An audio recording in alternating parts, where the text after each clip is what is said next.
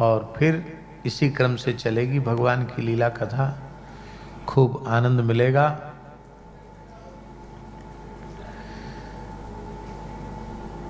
शुद्धि का जो विचार है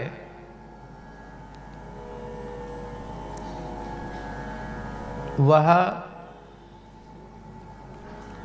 विवेक मूलक है।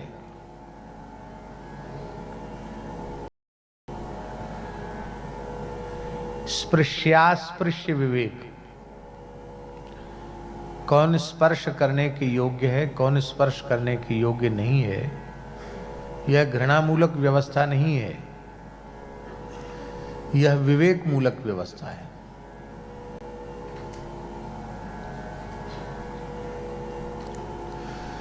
अपने ही शरीर के अपने ही हाथ से अपने ही मल को हम धोते हैं।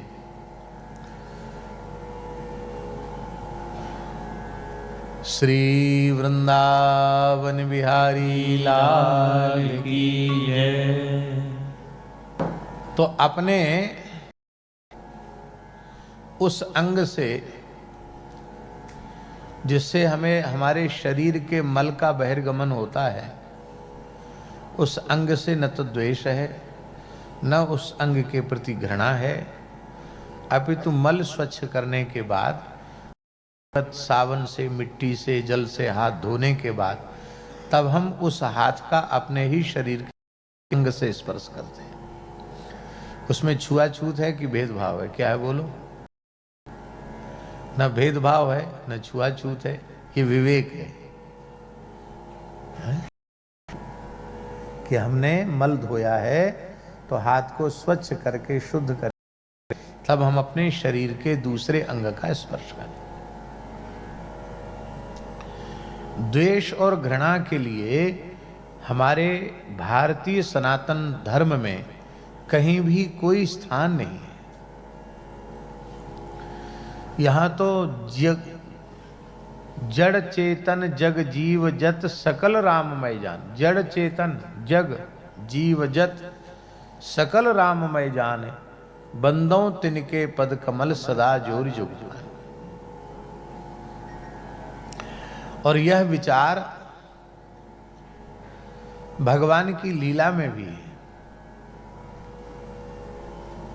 बाल कृष्ण अशुद्ध हो गए, यह गोपियों ने विचार किया। कैसे?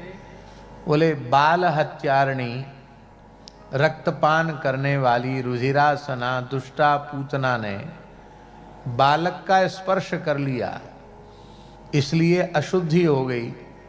अब इस बालक का शुद्धिकरण कैसे हो?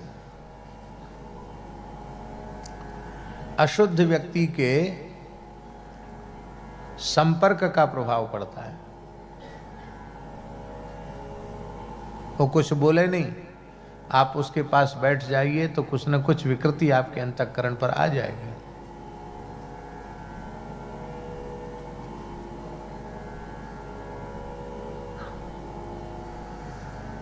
हम आपको क्या कहें, एक बहुत अच्छे सज्जन व्यक्ति हैं, उनके यहाँ हम अपने पूज्य गुरुदेव पहाड़ी बाबा महाराज के साथ गए। महाराज जी रात्रि में अत्यंत एकांत में ही रहते थे, उनका स्वभाव था।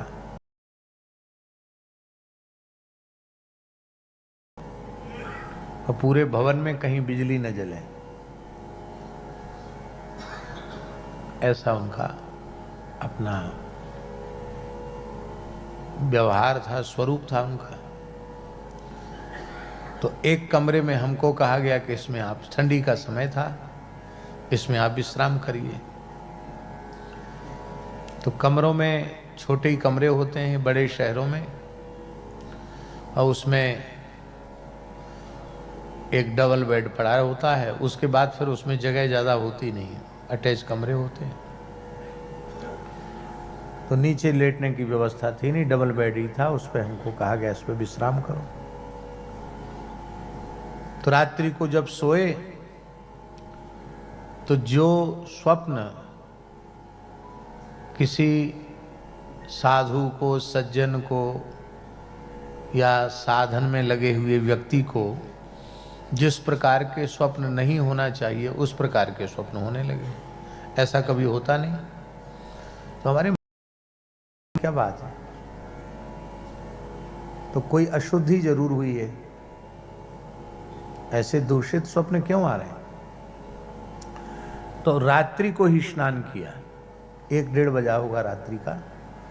रात्रि को स्नान किया, स्नान करके अपने ही एक गर्म चादर को फर्श पर बिछा करके लेट गए। एक दूसरा चादर ओढ़ी थी, उसमें ठंड तो लगी लेकिन लेट गए। तो उसी रात्रि में जब द्वारा लेटे विश्राम में निद्रा में गए तो बहुत अच्छे अच्छे स्वप्न आने शुरू हो गए। एक ही रात्रि में, एक ही कक्ष में, एक स्थल पर सोने पर दूषित स्वप्न आए और फिर स्नान करके नीचे भूमि में लेट गए तो बहुत उत्तम स्वप्न आए। वृंदावन की लीलाओं का दर्शन हुआ। ये दोनों बात हमने अपने पूज्य गुरुदेव श्री पहाड़ी बाबा को निवेदित की। तो उन्होंने कहा, विषयी भोगी संसारी व्यक्तियों के बिस्तर पर नहीं सोना चाहिए। पुराने संत अपना आसन बासन स्वतंत्र रखते थे। महाराज तो महाराज ढंग के थे, बोले साधुओं का बिस्तर नहीं होता, साधुओं का होता आसन और संसारियों का होता बिस्तर। बिस्तर माने जानता है क्या होता? हमने बोले विषयों से तर।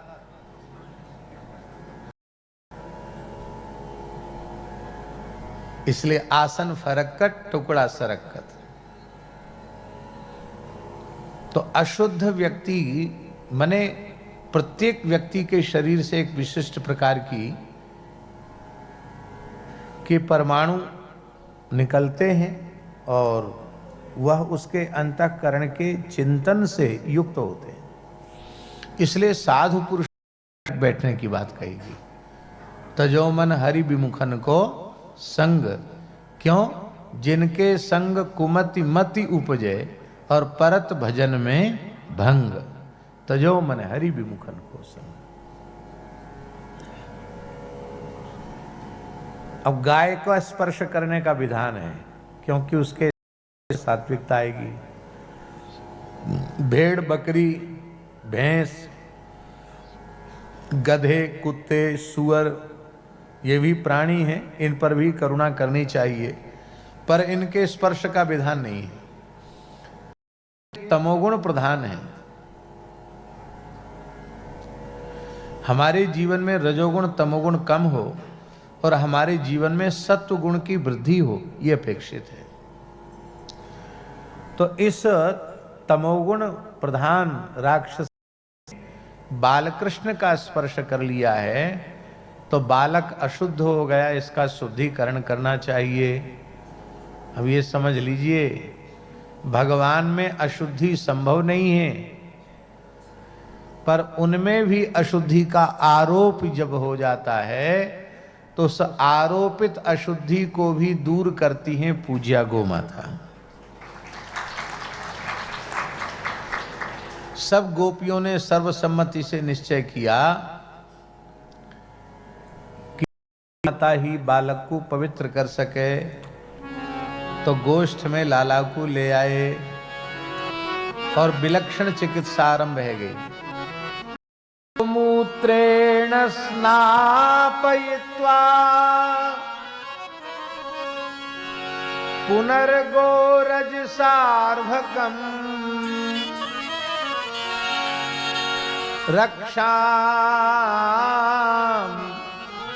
चक्रुश्च सकृता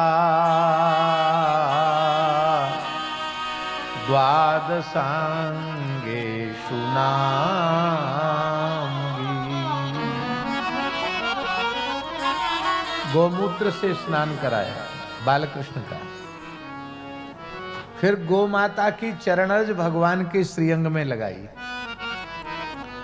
और फिर भगवान के श्रीअंग में गोबर का लेप किया और फिर गाय के पूंछ से ठाकुर जी को झाड़ा देने लगी।